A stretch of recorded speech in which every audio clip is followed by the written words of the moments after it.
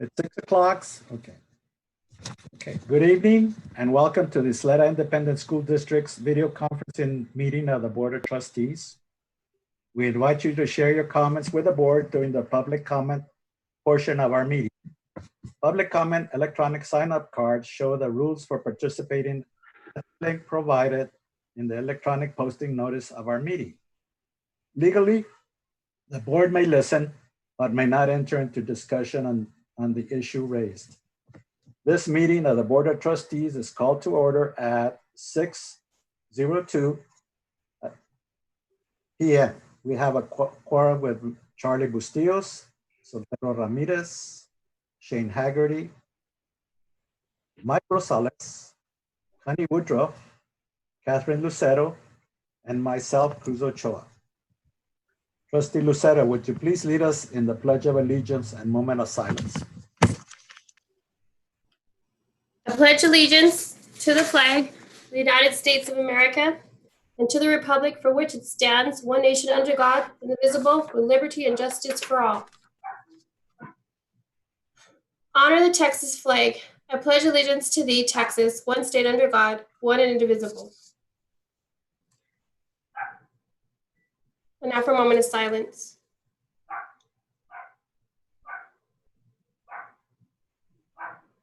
Thank you, everyone. Thank you, Ms. Lucero. Do we have any citizens input tonight? Yes, we have 3 people who have signed up. And the first person I have is Ms. Mara. Okay. Can she turn on her video? She can, so we can see her. I'm asking her to start her video. And she's gonna have to unmute herself.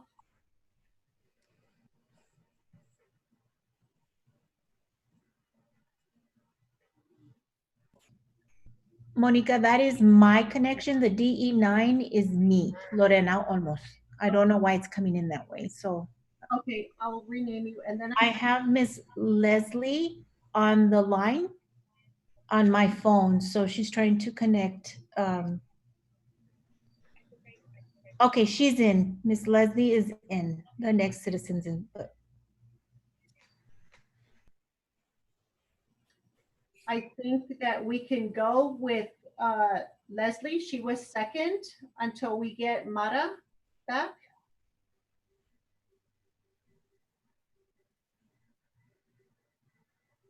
Hi, can you guys hear me? Yes, we can.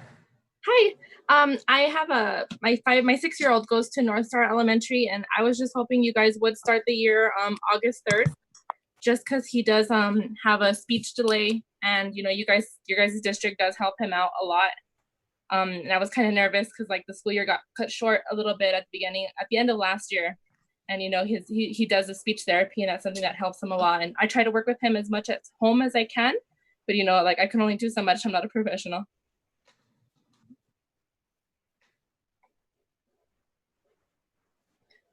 But that's all I wanted to say. Thank you. You're welcome.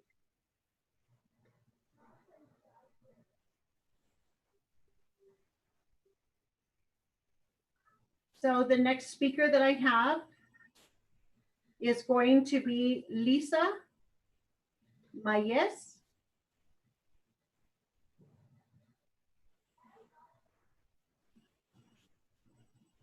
How do you do the camera?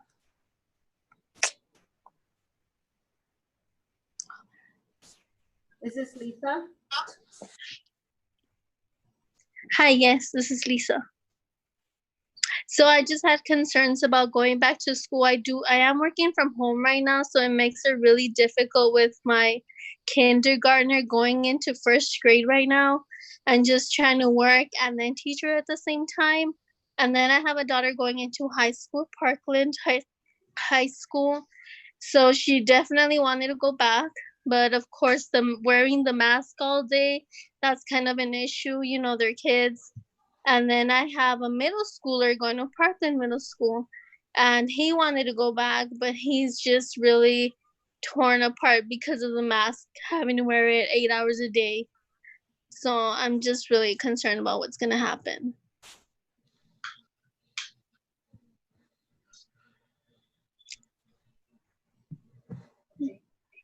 Thank you. You're welcome.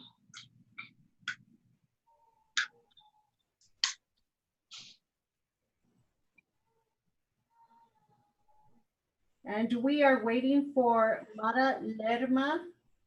I wanted us to, when we have parents present, so it doesn't feel awkward, maybe one of us can remind them that the board doesn't typically respond to their comments, that we're limited in terms of our response, that we're not just trying to sit there and stare blankly at them. Okay, that's a good point.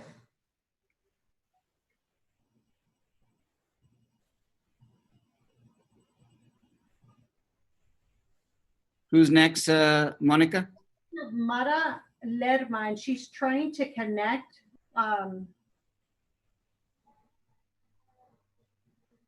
Ms. Olmos has sent her the link.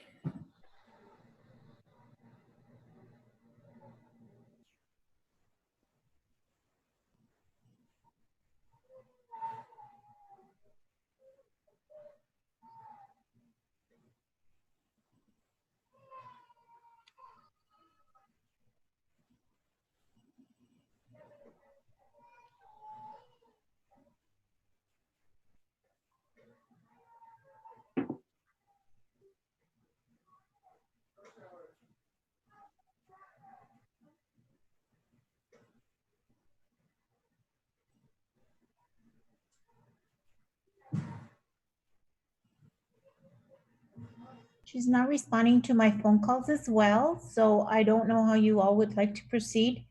If she reaches out to me, I will text Monica. Would that be okay?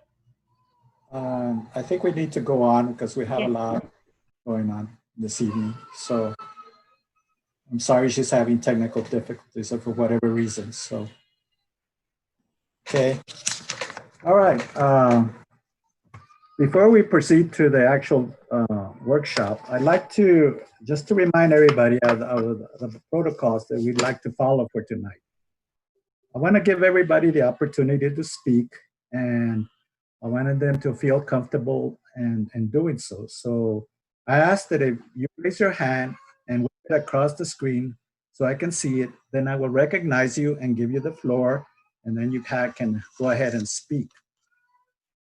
I'm also asking that once you have finished that, then I will address the next person, recognize the next person, and give them the floor. That way we don't talk over each other, because it's very difficult, especially online.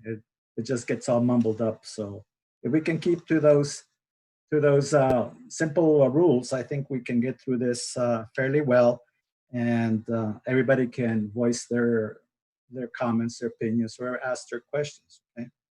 And I thank you all for your cooperation. Before we start, is there any questions? Okay, just remember, wave. If I don't see you, Monica is also watching, so she can alert me just in case I miss it, okay? All right, thank you. Okay, proceeding with the workshop. Dr. De La Torre, do you have any presentations for us this evening? We do. We have one presentation, and it revolves around as you know, the 2020-2021 school calendar. And I think, first of all, my staff and I would like to thank all of you for understanding that what we're dealing with is really a political football on a good day and a political grenade on other days. And one of the objectives and one of the decisions that we made as your senior level leadership team was that we would do everything we could to do a couple of things. One, to avoid disseminating information to our community, our parents, students, our faculty, staff, that we knew might be in jeopardy of changing. So we are one of the few districts who haven't sent anything out official on behalf of the district. Many of our neighboring districts, for whatever reason, have sent out multiple updates. In most cases, things have changed, and so their plan has changed. Their calendars changed numerous times. Their pedagogy relative to online instruction versus the traditional platform that this country has relied on for almost 200 years. That has gone back and forth, and we're getting closer and closer, but we want to always promote the idea that there is a team of 8, that we're very thoughtful, deliberate, and purposeful anytime we make a decision, and more importantly, that we do work closely with the Board of Trustees and not just the superintendent, but as you know, the entire administrative leadership team is at your disposal to try and arrive at the best decisions. Initially, we brought forth a school calendar that they referred to as the intersessional calendar, which is a single track year-round calendar that would have had us starting school on August 3rd. But we understood that there was a lot of volatility, a lot of discussion in Austin. Having been the chair of the TUC and having been involved in meetings that included Dallas, Houston, San Antonio, and Austin, and they tend to have a great deal of leverage when it comes to talking to their elected officials. We were given hints and insights and information that caused us to move forward in an abundance of caution. Earlier today, I think I sent you an email. It appears that the governor, Governor Abbott, has retreated from that strict 3-week online platform before he expects us to open doors for face-to-face instruction. And so that's something that we're going to have to consider, because what's driving that, of course, is the acceleration and the significant increase in the number of positive COVID cases. The calendar that I hope you've all had a chance to look at tried to capitalize on that 3-week period. If we had gone August 3rd, those 3 weeks would have fallen short of the September 8th date that at the time was sort of a drop dead date when he expected schools to open. And so knowing that we had 3 weeks to transition by providing an online platform for all students that would get us to September 8th, we thought August 17th would help us do 2 things. One, remain in compliance with our local health authority, and 2, remain in compliance with the TEA guidelines. And that is still true. What we did have to sacrifice was one of the weeks during the October intersession period, and we had to extend our school year by a week so that we can capture the minimum minutes required to get full funding. Now, that week in October is not sacred. If something were to happen at any time prior to that date, then we could come to the board and eliminate the intersession period to make up those minutes. But given what he announced today, it sounds like he has not limited remote learning to 3 weeks. What I'm hearing and calling some of my colleagues is that he is seriously considering, and Commissioner Morath are considering, a 9-week period or a first grading reporting period, where a school district could provide online learning exclusively and get credit for the time that students spend in the classroom with their teachers. I think the challenge, of course, will be that I believe he still expects us to come up with a system to guarantee that those students actually spent that time interacting with their teacher or completing assignments, taking assessments, things of that nature. We've got people working on that, so we have some flexibility. What we'd like to do this week or toward the latter part of the week is we'd like to go ahead and officially announce that we are starting the school year on August 17th, and that we plan to start on a remote platform exclusively, 100%. I think I'd like to retreat from the 3-week timeline because who knows where we will be in 3 weeks. I'd like to leave that open-ended and use language that would indicate that we go back in a face-to-face environment when we're required to do so by the state, or when it is safe for both our students, faculty, and staff to return to school. And so I believe you received a copy of that calendar. It isn't that complicated. We start the 17th. We go exclusively online, even beyond the 8th, if that's what we're required to do. As we get closer to the end of the 9-week period, we take all of the information that we have at our disposal relative to both COVID-19 and either orders from the governor, from TEA, and from local health authorities to decide when we finally transition to a face-to-face platform, or at least make it available to parents who are comfortable sending their children to school.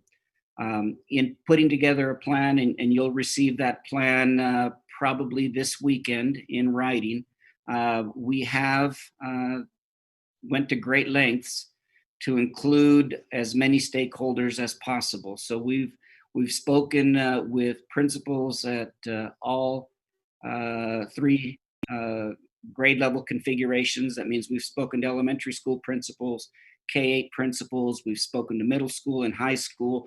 And as you might imagine, each of them have their own unique set of circumstances.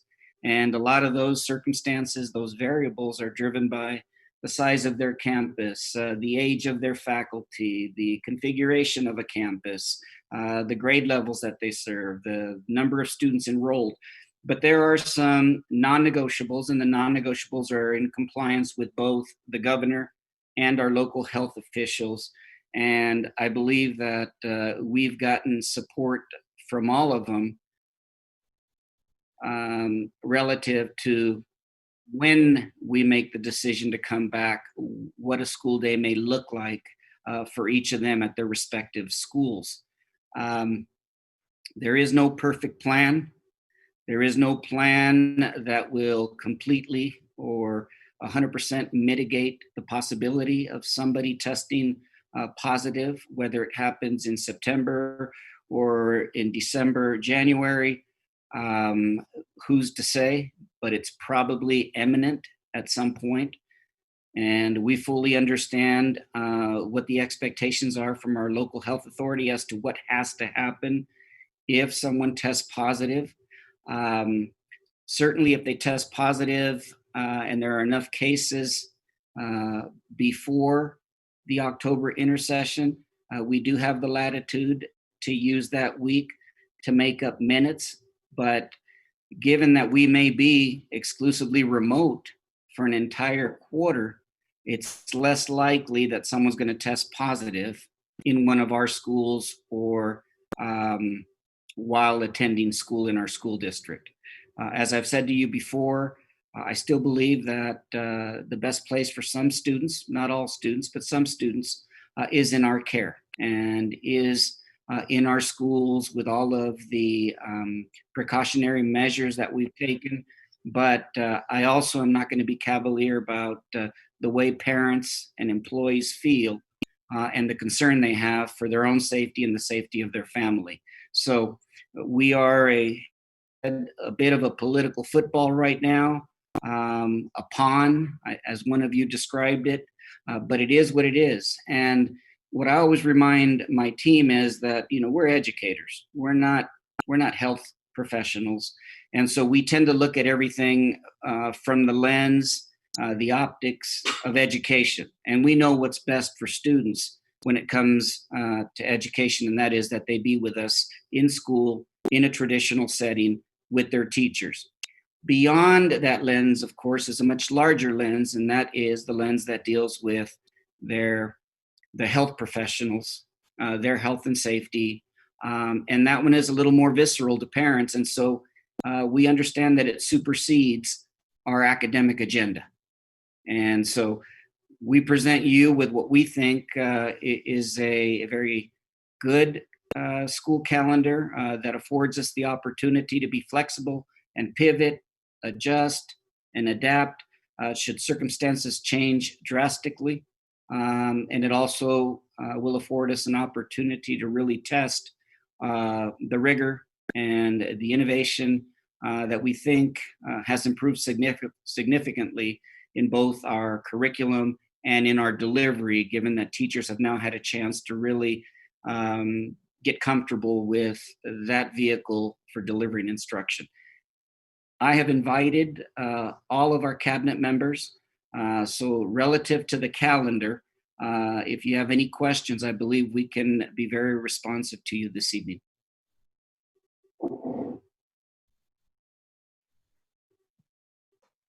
Okay, thank you. Anybody has any questions, please wave your hand and so I can recognize you. Mr. Rosales, please unmute yourself and you have the floor. Thank you.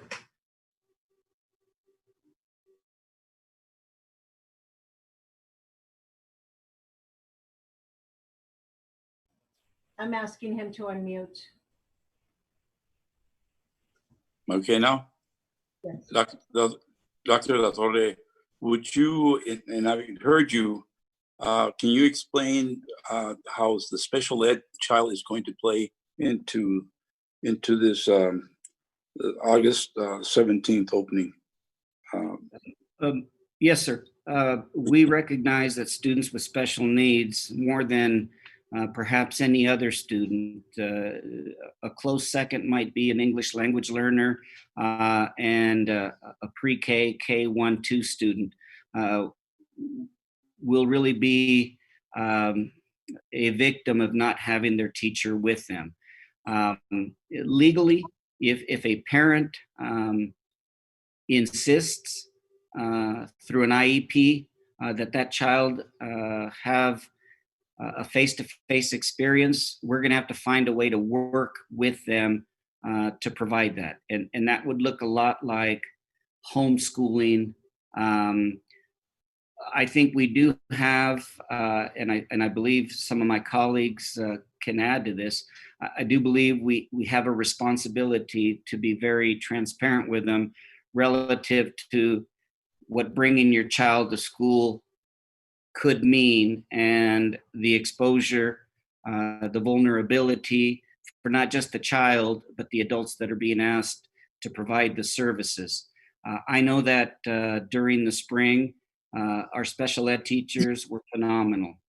They did some things on their own that they were not required or expected to do, like go out to homes and drop off manipulatives, lesson plans, worksheets. They worked very, very closely with the parent over the phone and gave them ideas in terms of what a parent may do for a child who's got speech services, occupational therapy. They were just phenomenal. I don't know how many of our special ed parents are going to insist that they get that level of attention, but it would be against the law not to find a way to provide them those services if in fact they find themselves in the IEP. But you're absolutely right, Mr. Rosales. They are probably our most vulnerable students and depend on our teachers in our district more than most students. I guess and the only question I have is there a possibility that we would be able to contact their parents? We're looking at about 12. We have what 12%. We have what, about 5,000 children in that category, and round numbers. No, we have yes, sir. Yeah, out of the 40,000 students, yes, sir. So, and I guess my point is that we at least through the connections, the teachers are the administration, where we reach out to them and say, these are the offerings that we have for your child, and we need your input. Sometimes, and again, we're not pointing fingers at anyone. Sometimes people feel that they were not brought into the fold, and when you're dealing with this problem of such magnitude, impacting especially the most vulnerable, I would want to at least be very open and see if how many of those parents would be receptive to bringing forward their concerns and what have you. That way, you all could formulate a plan to best suit the majority. Okay. You're absolutely correct. The one thing that I've heard repeatedly the last 6 months from a lot of people, including people that work for neighboring school districts, is that what set us apart was that every principal and every teacher made an effort, and in some cases efforts, to reach students and their parents and establish a relationship with them, especially our special education teachers. And it meant a great deal to our parents. And I think that's why you saw that 96% contact rate that eventually became 98%. And it's because we didn't simply send out a mail or an email or a robocall. Dr. Chacon, her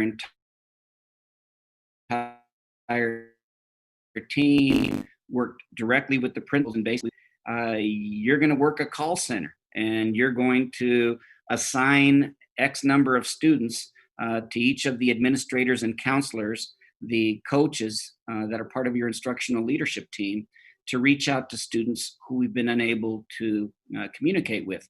But what I thought was most impressive was that the teachers, they went through a tough period when they realized that they may have seen their students for the last time in March, especially those students that graduated, and were really affected by the fact that they've never been able to, for lack of a better word, establish closure with those students, because a lot of them walked out of the building and they haven't been seen since.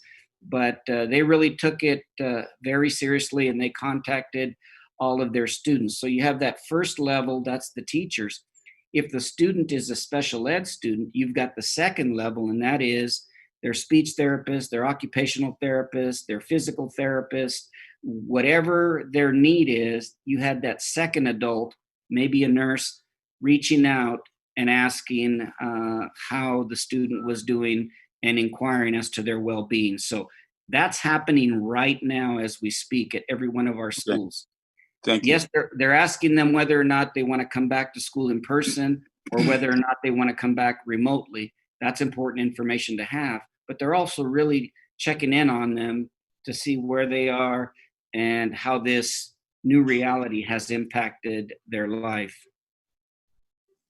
Thank you, Dr. La Torre. Thank you. Thank you, Mr. Rosales. Anybody else have a question? Ms. Lucero, you have the floor. Okay, thank you. I'm very grateful to hear that that we're going to change our tune a little bit as far as when we begin face-to-face instruction. I think the governor is definitely making a good decision to allow us to have that flexibility. I do have a question and kind of a comment. So it seems that during this time, extremely difficult time, there are certain things we can control, and there's a lot that is out of our control. So there's a lot of variables that we can, that kind of influence our decisions. And so my first question is, considering the new take that the governor has put forth, is it why isn't that we can't begin then on August 3rd and kind of stick to that schedule? Then it would allow us the same amount of flexibility during times when we need to take whatever actions and give more academic learning and stuff like that to the kiddos, that the original proposal that you all had stated. And also, I have to be upfront and honest that I'm completely I understand many of the parents' concerns that need to send their kiddos to school. It's just that the parents have a choice. The parents have that opportunity to make that decision, and our teachers don't. Our teachers are required, once we make that decision to come brick and mortar as well as virtual, they have to do it because it's their job and it's in their contract. So I just want to state that I feel that at this time, I'm very much opponent for waiting until the first semester is complete and then reviewing it, making that decision. I know we can't make that today as a board because it's a board workshop, but I would rather wait out the first semester prior to going on face-to-face prior to saying, even ahead of the game and waiting for the others. I think there's certain things we can control, and I would like us to be able to do that. As far as when we do brick and mortar, I think that we need to have extreme controls as far as consequences for not wearing masks or not obeying social distancing, and that needs to take place at our schools as well. Our administrators need to ensure that they're adhering for teachers the 6 feet of social distance and things like that. So that's my only question, and then I followed up with my comments. So if you could just let me know that, DLT. Sure. I'll begin with the first, and the answer is there's nothing that would prevent us from having the ability to go back to August 3rd. And maybe just for the sake of clarity, that decision doesn't live with the board. It lives with the administration. It's an administrative decision. I think that what we take a great deal of pride in is that we do include the board in all of these decisions, even the decisions that are administrative. Now, having heard that we're not limited to 3 weeks, 2 hours ago, really hasn't given us a chance to think about whether or not now we go back, because like I said, the one thing we never want to do is change the narrative every 3 days, right? Now, here's something though that y'all are going to have to think about. And we can go an entire quarter, and it may be the right thing to do. Certainly this virus is not headed downhill. But if we're going to go remote for 9 weeks, your bus drivers aren't working, your cafeteria people aren't working, your grounds people have limited work. You may have accomplished what you just described, and that is we're keeping our teachers and some staff safe, but we're also not in a position to pay people who would effectively be out of work for the next 9 weeks. And that's something that keeps me up at night, because for a lot of those people, they don't make a lot of money. They work multiple jobs. That's how they make ends meet. And it has been suggested that even if the board was comfortable paying those people when they stay home, that it would be a gift of public funds, that you simply cannot pay people for 9 weeks to stay home. We either have to find something for them to do, or they go on unemployment for a 9-week period so that we can insulate other employees, students, staff from the virus. And there is no right answer, but it's something that I've known in the back of my mind.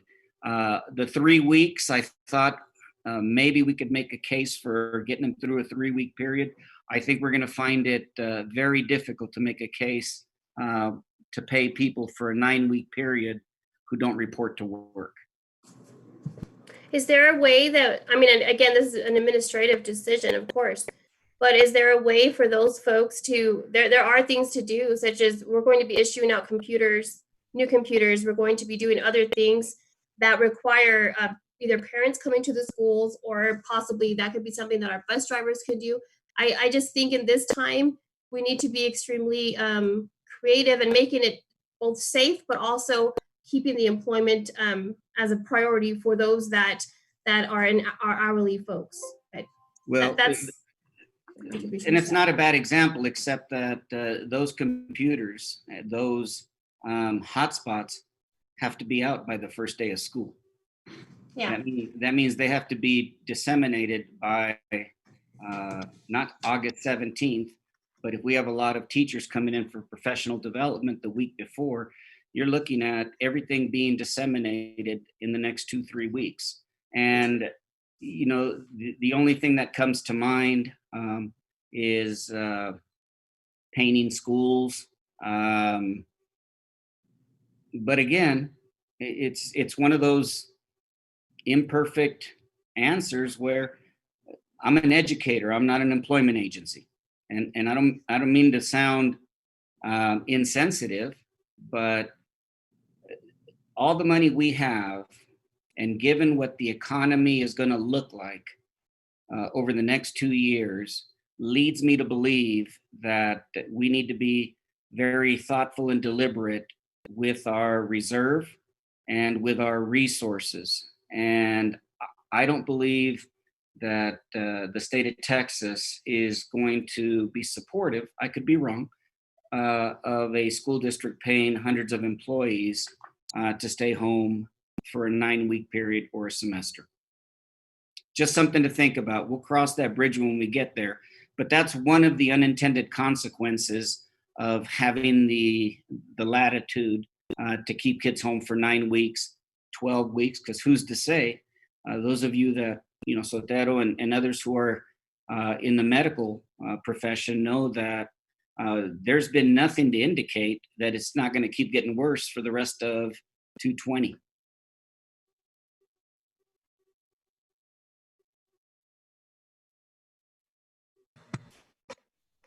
Thank you, Ms. Lucero. Dr. De La Torre. Anybody else have any comments or questions? Mr. Bustillos, I recognize you. You have the floor. Good evening. Well, the situation is always changing. You know, I go to bed at night thinking about, you know, our teachers, our students, and you guys, obviously, and the amount of decisions you have to make, and how this is just it's a fluid situation. And just recently, when you just emailed us right now, how it changed again, just gives us another indication of, you know, I had a ton of questions, and now obviously they're answered, obviously, just by that. But you know, with the new, obviously you don't know, we're still going to work on it, but with this new incentive for going back to school, are we going to have our teachers, if we don't go the whole 9 weeks, are they going to be able to go back to class, or are they going to be able to do that remotely? Is that something you guys are thinking about doing? Yes, having sir. them go back? The easy answer is both. There have been a number of teachers, and let me say this. I would say most, maybe not most, I would say half of the teachers that have reached out to me want to go back to work. There's another percent of teachers that are uncomfortable going back to work. As I understand our plan, it is entirely up to them. The teachers that want to come to the school like the use of the computer, the video cameras, the technology that's available to them, the internet that they may not have at home, or it may not be reliable. They've asked for permission to come back to the school, have a room assigned to them where they can maintain social distance, wear their mask. And for a lot of people, myself included, it's hard to feel like you're at work when you're at home. It really changes the dynamic for me when I go to the office. It feels like I'm at work. When you're at home, the phone's ringing, you know, I need to, you know, my refrigerator's got cold beverages in it. No, I'm just kidding. Well, not really, but so the atmosphere for some teachers is more conducive to keeping them focused on the work. But for other teachers, they're perfectly fine in a den and in an office. And in speaking with members of cabinet, we felt like if you make teachers go to school, then you run counter to the whole reason why we're not having face-to-face instruction, right? Because the reason we're not having face-to-face instruction is probably more about the adults than it is about the kids. If you look at the number of kids, especially school-age students, who test positive for COVID, and then the number of kids who find themselves on a respirator, the number is very, very, very low. It's the teachers we're trying to protect. And so requiring them to come to the building runs counter to what we're trying to do, and that is protect our teachers and staff. So I just made a very short answer, very long. I apologize. They get to select. So I got two more questions. So my other question is, teachers having to disinfect, they will be the ones that will be disinfecting their class when we do go back to brick and mortar. They'll be the ones doing all the work, sanitizing the classroom as the kids leave and the new cohort of kids come in. Is that correct? There are teachers who are going to want to do that. There are other teachers who will likely introduce a system where before the end of the class, students are asked to desanitize their desk and go around and do it so they can do it quickly. There are going to be systems, and you're absolutely right. People are going to be asked to do things that may not traditionally fit into their job description. I would say other duties as assigned, because it's in their best interest as well as the students' best interest that they keep their classroom clean. And they're going to have to adhere to routines and schedules and pedestrian patterns of travel around the school that don't allow for students to run into one another. It is going to be a challenge, and it's going to be difficult.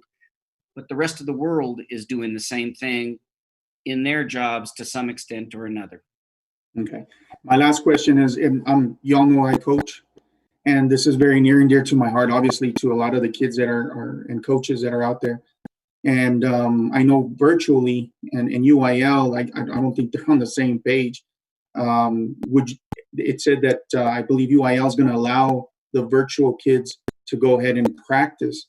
But I think that's counterproductive for kids that are being kept away from school, but then allowed to participate in sports.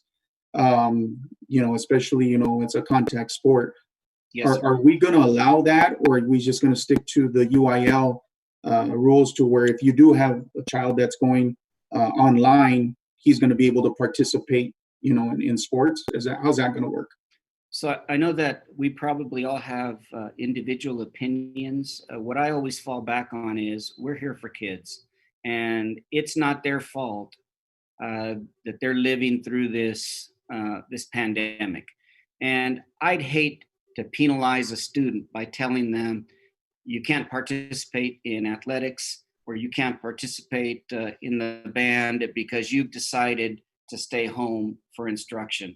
And so the approach I think I'd like to recommend to all of you would be that they be allowed to participate in UIL, co-curricular, extracurricular activities, even if they are relying on remote learning. And the reason for that is I don't want there to be winners and losers. And more importantly, if you do that, what you're implying is that the remote learning is far inferior to being in school, and you're trying to coerce or penalize students so that they come back and get in the building. And I don't want to do that. And right now, for me, athletics and fine arts and co-curricular, for some of these kids, that's all they have. And that's true. That's true. And you know what I think will happen, Charlie? I think it will help us. I think even if kids are staying home to go to school, if they start coming in the afternoon and getting around other students and saying, you guys are crazy, why are you coming back to school? And then the student says, you know what, it's not that bad. We hardly ever get to see each other. They keep us apart. We have to have a mask on whenever we're moving around the classroom. It may encourage some of those students to at least reconsider and maybe come back the second 9 weeks, which, by the way, is going to be a big challenge. Because what you're going to get, what you were going to get, it's different now. But what we anticipated was if we came back on September 8th and, a handful of students, 20% of students showed up at school, and in a week or two, there are no cases, pretty soon you're going to have students who made a commitment to be online for 9 weeks, who, if their parents insist they get to come back, we'd have to let back at 3 weeks, 4 weeks, 5 weeks, which would make it very difficult for us. It's not enforceable. Right. And and that answers my question. I do feel for the kids because I know that, my son, I'm living it, and I know he wants to go back. And I know he wants to participate in his sports and stuff like that. And we are considering, well, my wife already made the decision, and you all know the wife make the decisions. He will be online. So, that's one of the questions I wanted to know about him going back, and a lot of our kids wanting to go back and do their sports. So thank you.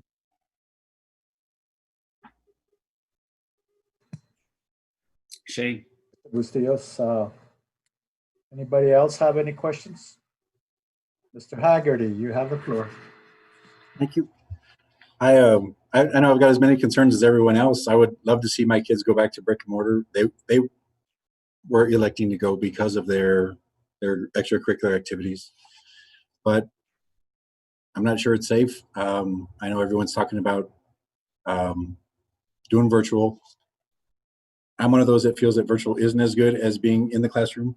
I know our teachers are doing the best that they can, and they're doing a fantastic job, but it's just not the same as being face-to-face with a teacher who can see that you're not understanding a certain concept. They're able to just provide a better experience overall, to the point where I really feel that this is going to be, it's going to hurt our test scores. It's going to hurt our STAR scores.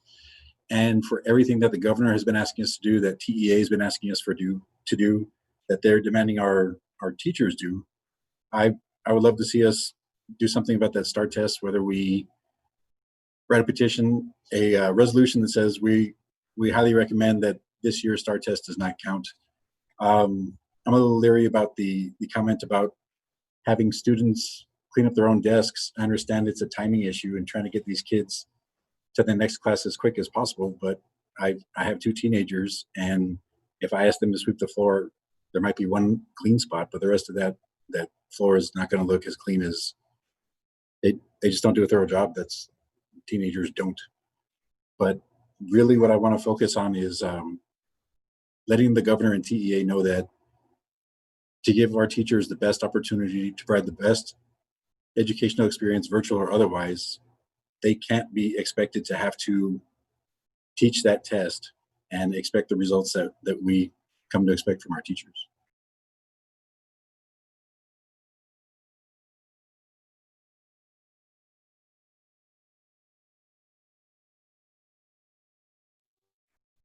Can you hear me now? Let me offer a different perspective. And Shane, you're right. However, think about what might happen in online learning situations or even face-to-face situations if teachers know in September that there is no test in May. Do you see where I'm going? So I guess what I'm saying is there may be a time when it's self-evident that the experience that these kids have had, that it would be unfair to test them. But if you do it up front, and I know 90% of our teachers go and they're going to give 110% every day, but you are going to have those teachers who are going to go, whoo, don't have to worry about accountability for a year. And at the risk of offending some teachers, I'm about the kids, and I want the kids to get the kind of instruction that they get when the teacher knows that these 22 kids belong to me and that I'm responsible for their growth and their academic achievement and their performance. If you tell me in September, and again, I'm talking about the minority, I think all of our, 99% of our teachers have a good heart. They're going to come in and they're going to give us 110% every day. I'd like to believe that. But the governor or Mike Morath is not going to let you off the hook for a test in September. They may let you off the hook, and it would be the right thing to do, but he's not going to make that announcement in September. But to your point with those teachers, I lost you. a good administrator is going to know which teachers are strong teachers, which teachers are the ones that they need to keep an eye on. And throughout the summer courses, I saw where administrators would pop into Zoom meetings, just like they would at a brick and mortar, where they would walk into a classroom and evaluate the teacher on the spot. So as far as that goes, I don't have any reservations thinking that our teachers know they're going to be held accountable. They know that they're going to have to deliver that quality education we expect.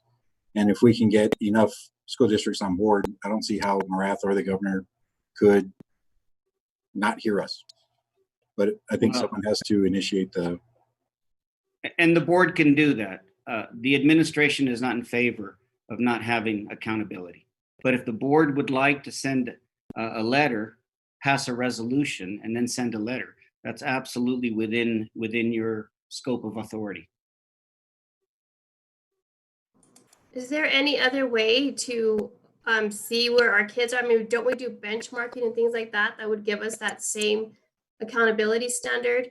I agree with Shane that during the summer program, I can tell you that my own child made plenty of gains, and that's because the teacher was allowed to teach and wasn't teaching to the test.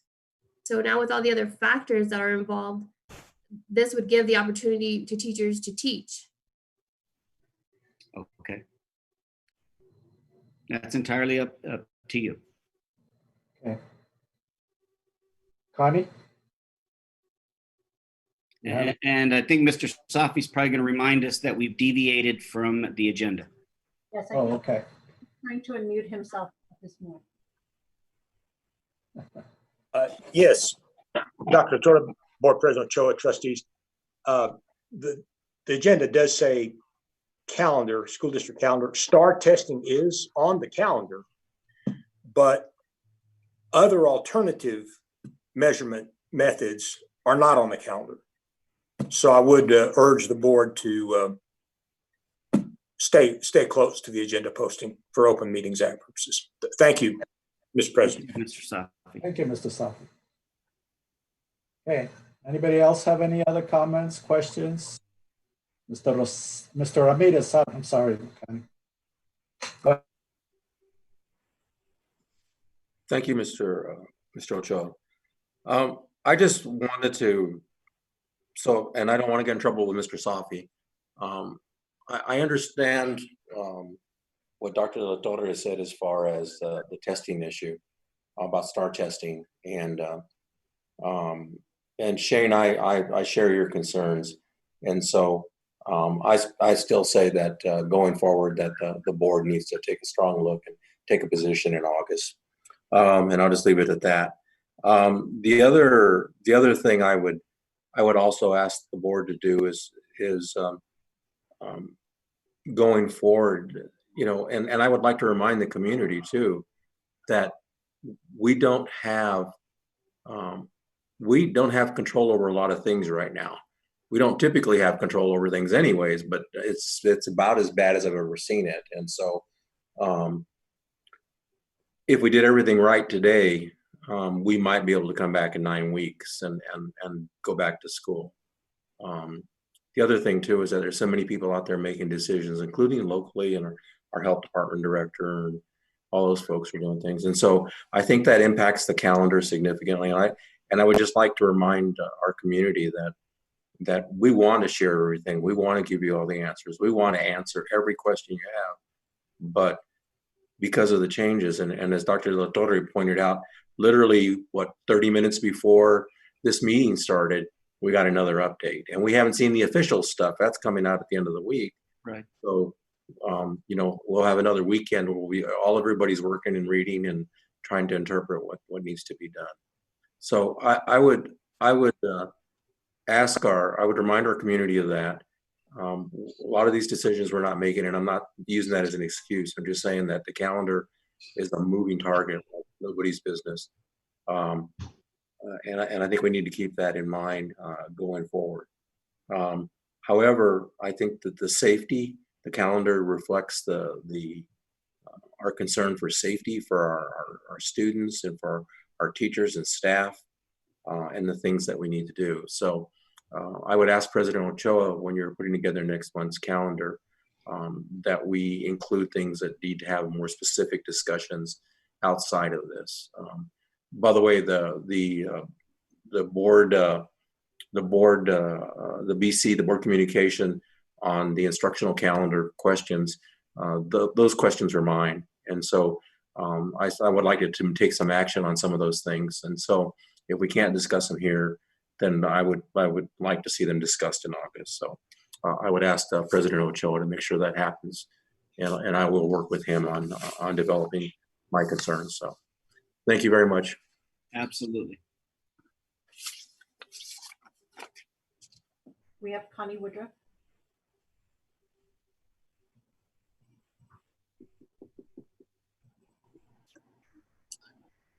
Hello, are you listening? Do you hear? Yes. Yes. Okay. This whole time that we've been discussing and doing, looking at calendars and all of these things, like you and like other people in our district, I'm getting some feedback that's reminding me of some things that I think we really do need to consider. And I am heartened to hear that the accountability issue, as far as making sure that our teachers are on track and doing what they're supposed to during remote learning, is being looked at, and through virtual walkthroughs and stuff like that, because I do think those are very important for our community to know. Yeah, we're not just lounging by the pool, we're not just doing sleeping late, doing our thing. That the teachers in our district are doing their job, and that they do care about the kids, and they do want them to learn what they need to learn. But then the other issue kind of hits me in the face too, of the fact that we do have some staff who are not really part of this, the remote learning, and they're not bus drivers, and they're not people like that. I'm thinking about our classroom aides and our people like that who are not really in charge of a classroom, and so they may not be participating in the Zoom classes and things like that. And personally, I would just like to see that happen, that even if you're an aide in our district, especially if you're going to be paid, you're participating in your Zoom classroom. Maybe you're meeting with your teacher, and she's or he's directing you to work on one aspect with several students online, or whatever it would be that they might be able to do. But it seems a shame to me that everything that the teacher accomplishes in the room, especially if there is another person who's supposed to be helping, is not being, that other person is not really participating in the process. So I would just like to see that we make sure that we have our teachers and our aides and anybody who's working with kids fully participating in our processes and helping our children to achieve the best education that they can get. So I guess it's more of a comment than anything, but any response you would have would be welcome also.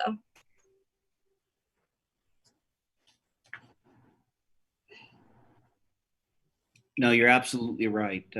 There is, throughout the state and maybe nationally, there are people out there who take exception to the fact that typically your school districts and the school district budget in any state, we make up the largest percentage of revenue in a state school budget. And some people see that, teachers, administrators, superintendents, we're insulated from all of the terrible things that are happening to small business owners and employees in industries that, the restaurant industry, the bar industry, who can't work during these times. And so one of the things that Arlinda and I have talked about, it's important. And she said she would be my biggest advocate. We got to give 110%. We got to be there, whether we're a teacher or an instructional aide or a speech therapist. We really need to engage, because there are a lot of people in this country who have been adversely impacted by this virus. And if we get the benefit of being a government entity, which means that for many of us, our jobs are essential, and I believe they are essential, then we need to be better than we've ever been, even if it means getting comfortable with a new foreign platform like online learning and remote learning.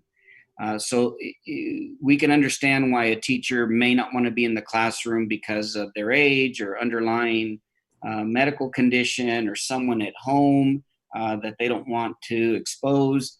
But if we're going to be that district, because a lot of districts are not, a lot of districts are requiring the teachers to report for work, the employees to punch in. They've got everything in place at the school because they kind of see it as a run through for when the kids eventually return. But if they're going to have them come to school, then, and we're not, then the expectation is that if you call me at 4 a.m, I better pick up that damn phone and be available to you for whatever it is. And if people want to meet, if they want me on a panel, and that goes for everybody on cabinet, that goes for principals, we need to be available 24/7 because some people resent the fact that the public school system in Texas gets the majority of revenue available in the state budget. So, and it's not that we don't. I think we always have shown that we are worth every dime.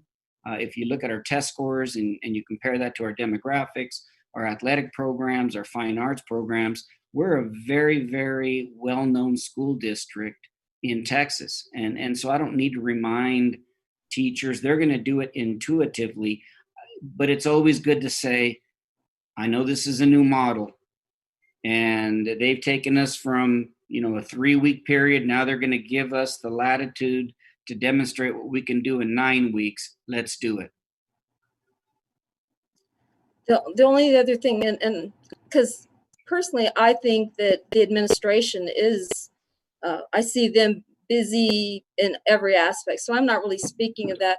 I'm actually speaking of more our classroom help, our helpers, because if they're going to get paid, I believe they also need to participate in the process and help.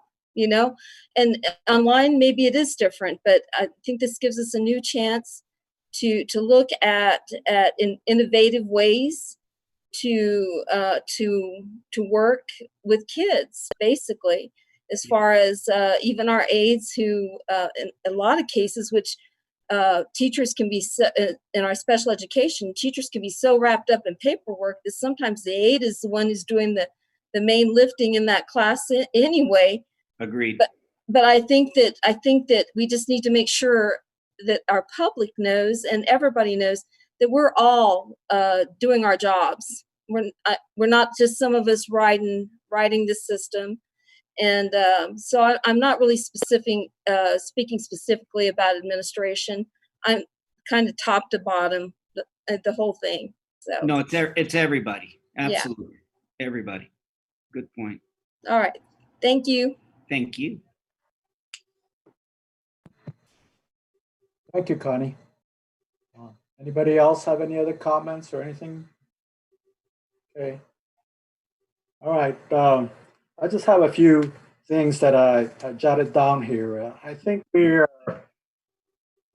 all looking at this, and the challenges keep changing from day to day.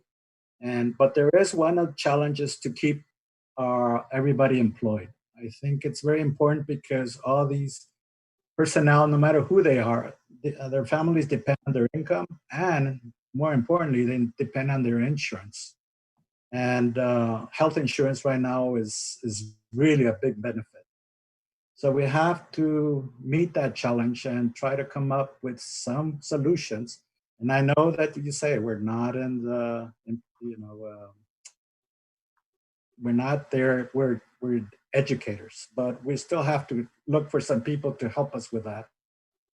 Also, on the I was looking at the time that it would take for a teacher to clean those tables, or the teacher to do any of the other requirements, to take temperatures or anything. which is fine. That's something that's required, but I don't know if that is going to, whether it will impact their instructional time. As you know, classes are what, 50 minutes in the middle school and the high school? Imagine how much that would cut into the instructional time. So it's just hard. Those are hard things that we have to look at. Do we sacrifice the instructional time for the health benefits? Probably so. I mean, I would, you know. If they tell me that I'm going to have to take temperature of all my students, that's going to take me a while, especially, you know, students. They're not little robots that you can just line them up and take each body's temperature. They're going to be moving around. You're going to have to call them up. But anyway, on the remote and online instruction, I know myself personally, like Dr. Latorre emphasized, I don't work well at home. I have too many distractions. The phone is ringing. I have little ones running around, grandkids. And me personally, I don't know if they would guarantee that my room was only my room and that everything was properly sanitized and everything. I have all my resources there. I mean, I can think better in my room than at home. It's just the way it is. I've tried this home teach online at home. It is a difficult situation for a lot of teachers because, like you say, we have too many distractions. So we have to come up with some solution as to how to help these teachers actually be better at doing it. So I think overall, I think we all stated our concerns, and there should be more concerns, as Mr. Ramirez alluded to, for our next board meeting that we can address at that time. It's just the more you dig into this bag, the more things you're going to come up with, and we don't have all the answers, but we're trying. And I just want to let the community know that we are trying. We are taking steps to mitigate everything that comes about every day, every hour, or every minute, like you saw just a while ago. So be patient with us. And we are certainly looking for your input. We're all available. All our numbers are published. So please, just let us know. We're not going to ignore you. We are going to listen to you, but it's just we just can't specifically respond to every question until we come up with that plan, and then the board can actually provide the comments, and then we can go on forth with that. So, Dr. De La Torre, you said we'll have our plan maybe by the end of this week, and I look forward to. I'll offer a couple things. Mrs. Leeper reached out to me, and she basically reminded me that only one person in any classroom should handle the disinfectant. And so while we may be asking students to help us with the wipe down, the only person that's using the disinfectant is the teacher. But you're probably right. It's probably going to take a minute or two off the end, a minute or two off the beginning. These are very difficult times. In addition to that, custodians have been given sections of the school where they will be hustling around providing support to the teacher, because they understand, much in the same way we understand that bus drivers didn't really sign up to take a student's temperature in the morning, but they've been awesome. The nurses have been awesome. Administrators will be the ones taking the temperature, and leadership team members will be the ones taking the temperature as students arrive at the school. We're not going to ask all the teachers to take the temperature of a student before they come in the classroom. So it's going to happen one time at the beginning of the day. Should the student leave the campus, they'd have to take a temperature again. But if they're going to remain on campus all day, that's the one and only time that we're going to take their temperature. You're going to hear some squawking, especially Sotero, Cruz, Parkland to a lesser degree, Del Valle not much at all. We got a closed lunch at the high school. And that means that all those kids that would typically go across the street at Ysleta High School and go across the street at Hanks, I think Parkland lets them get off for lunch. They're going to have to stay and they're going to have to do the grab and go, because if they leave, we'd have to take all their temperature before they came back on in the middle of the day. So, and you all know this, the circumstances are unique. We're all having to do things that are foreign to us. And the thing that I think is most important, and again, the thing that I think sets us apart, is we never overreact. We always come together, share everything we have, and we arrive at a good solution. And I know that when Governor Abbott made his announcement this afternoon, it put that girl at ease, Catherine, and a number of you, and it really put us at ease, because we were really caught in the middle getting bounced around. But thank you for your patience. Thank you, Dr. Latorre, and your staff and everybody else, the admin. They've been amazing. They've been teachers. amazing. Yeah, I know that it's a hard thing we've been going through, but we're, like you say, we're all in it together, and I thank everybody. If there's no more comments or questions, I'd like. Sure. Ms. Lucero? Cruz, we have Miss Valencia. I just wanted to know if it's possible we could hear from her, if that's even, we can do that, or? If there's no objection, are you there, Ms. Valencia?